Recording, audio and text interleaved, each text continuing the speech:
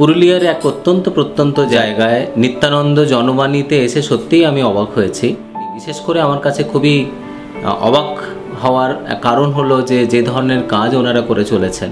বিশেষ করে সাঁওতালি ভাষায় যেভাবে বিভিন্ন ধরনের অনুষ্ঠান তারা করছেন, তার মধ্যে বিভিন্ন কৃষিকাজ নিয়ে মানুষকে কীরকম উপদেশ দেওয়া যায়, পড়াশুনো নিয়ে ছেলে মেয়েদের মধ্যে কী ধরনের উপদেশ দেওয়া যায়, বিভিন্ন যে স্কিম আছে সরকারি পড়াশোনার উপর যেটা আদিবাসী ছেলে মেয়েদের কাজে লাগতে পারে, তাদের জন্য যে প্রচারমূলক কাজ। এছাড়া যেটা আমি জানতে পারলাম যে খেলাধুলোকে নিয়েও, বিশেষ করে মহিলা ফুটবলকে নিয়ে তাদের প্রশিক্ষণের বিষয় নিয়ে, তাদের খেলার সুযোগের বিষয় নিয়ে যে আলোচনা হয় এবং বিভিন্ন কলেজের প্রফেসর ডাক্তারবাবু তারা এসে পড়ে তাদের ভাবনা চিন্তা, তাদের বক্তব্য মানুষের জনজাগরণের জন্য এখানে এসে পড়ে সেগুলো তারা প্রচারমূলকভাবে করতে থাকেন এবং এটা এক অসাধারণ কর্মকাণ্ড।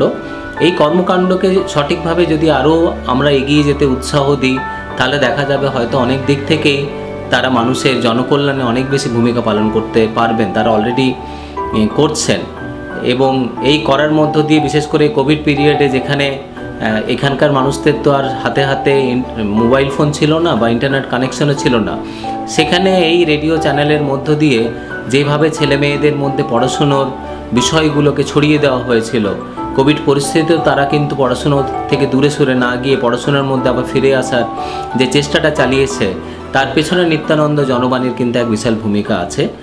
ধন্যবাদ।